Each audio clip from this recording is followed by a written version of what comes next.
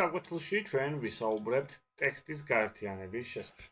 თუმცა სანამ გაკვეთილს დავიწყებთ, ტრადიციულად შეგახსენებთ, არ დაგავიწყდეთ ჩვენი არხის გამოწერა, ჩვენი ვიდეოების მოწონება და თუ გსურთ გამოიყენოთ და მიიღოთ ის გრაფიკული მასალა, რომელიც გამოყენებულია კურსში, მოგწერეთ თქვენი ელექტრონული პოსტის მისამართი კომენტარებში და ჩვენ აუცილებლად გამოგიგზავნით ყველა გრაფიკულ მასალას იმისათვის, რომ ივარჯიშოთ და ზუსტად იგივე აკეთოთ, რასაც მე ვაკეთებ კურსის განმავლობაში.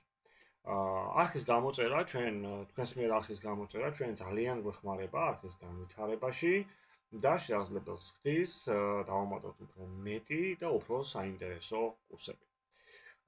ახლა კი დავუბრუნდეთ გაკვეთილს. ამ დრომდე ჩვენ მუშაობდით ტექსტის ნაწილებთან, რომლებიც არ იყო დაკავშირებული ერთმანეთთან. როგორ უნდა მოვიქცეთ, თუ კი გინდათ ტექსტის რამდენიმე სვეტის შექმნა, დაკავშირებული ტექსტური ჩარჩოებით. მოცემულ გაკვეთილში გაჩვენებთ, როგორ კეთდება ეს. გახსენით სავარჯიშო დოკუმენტი, თუ კი ის გაქვთ, რა თქმა უნდა, ის სავარჯიშო დოკუმენტი. დააწექით თაგვის მარცხენა ხილაკზე, არაუშვათ და უბრალოდ მოხაზეთ სასურველი სიგრძის მართკუთხედი იმ ადგილას, რაც რამდენიმე სვეტიანი ტექსტის ჩასმა სურთ. ავიღოთ ტაიპი და მოუხაზოთ რამდენიმე სვეტიანი ტექსტი, სადაც გვინდა რომ ჩავსვათ. ამავდროულად არჩეული უნდა გქონდეთ ხელსაწყო selection. მოდით ახლა გავავხმოთ მოქმედებას, ავიღებ selections და მოუხაზავ და ხევთ ორი სვეტი გვაქვს, ერთი და მეორე და გვინდა ტექსტის ჩასმა. თქვენ დაინახავთ, რომ პროექტში მოცემულია ორი ტექსტური ჩარჩო, რომლებშიც შემიძლია ტექსტის განთავსება. გამოყავით ჩასასმელი ტექსტი, აირჩიეთ ხელსაწყო type და ჩააწყაპეთ პირველ ჩარჩოში. მაგალითად, ავიღოთ თემა გაკვეთილიდან, ესეთი დავაკოპირებ და ამის შემდეგ ავიღოთ type და ჩავაწყაპოთ აქ. ერთ-ერთში. როდესაც პირველი ჩარჩო გამოყოფილია კლავიატურული კომბინაციით Ctrl+V ან Ctrl+C, მნიშვნელობა არ აქვს. აქ მინდა მაგალითად, აქ ხედავთ, V ჩავსვი, ტექსტს დავაკოპირებ, სწორად. Copy. და აქ ჩავსვი ტექსტი. ეხლა რა თქმა უნდა, ამას გადავიყვან ქართულ შრიფტში, მაგალითად ესე. გადავიყვანეთ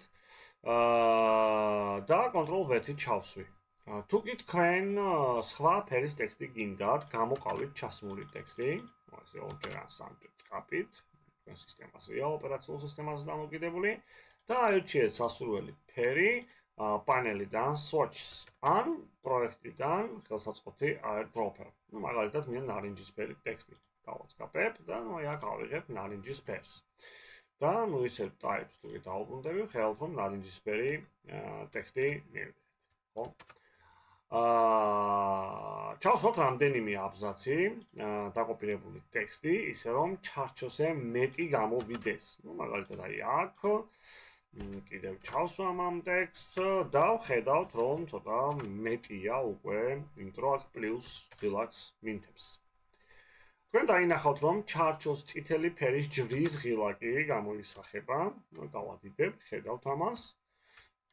ამ ღილაკს ის აღნიშნავს, რომ ჩემი ტექსტი ცდება ჩარჩოს ფარგლებს. იმისათვის, რომ გამოვასწოროთ სიტუაცია, პირველი ჩარჩო უნდა გავაერთიანოთ მეორე ჩარჩოსთან.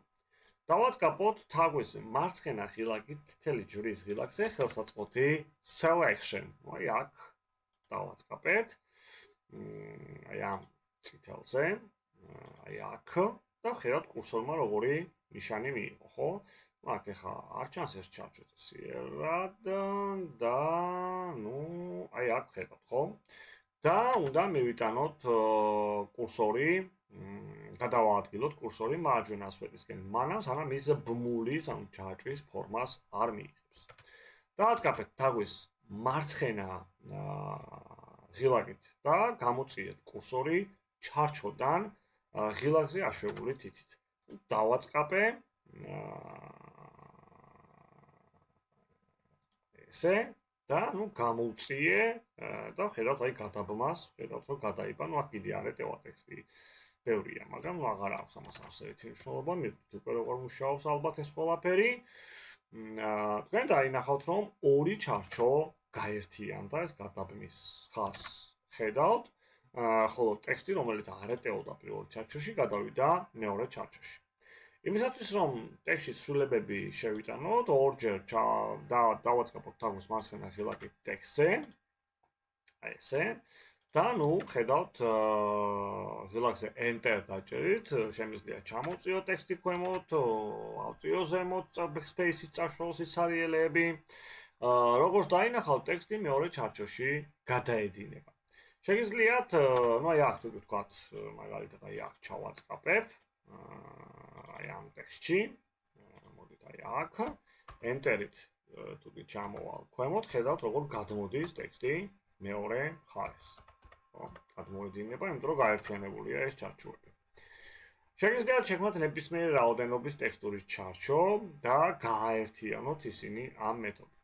მაგალითად, თუ კი მე მინდა ახალი ტექსტური ჩარჩო შექმნა, შემიძლია ავიღო ხელსაწყო type, მაგალითად, აი ავიღე ხელსაწყო type, ესე მოვხაზო, ახლა გადმოვწდები ცოტა ფურცელს. ამის შემდეგ ავიღო selection, ეს example ტექსტი ამჯერდება არაფერში. ამის შემდეგ უკვე დავაწყობებ აი ამ წითელ პლუსზე. ესე, აქ მოუნახავ იმ ტექსტურ ჩარჩოს, ხედავთ და როგორც გამოჩნდება ბმული, ჩავაწყობებ და ხედავთ როგორ გაერთიანდა უკვე აქედან აქეთ, აქედან აქეთ. როგორ მოხდა გაერთიანება.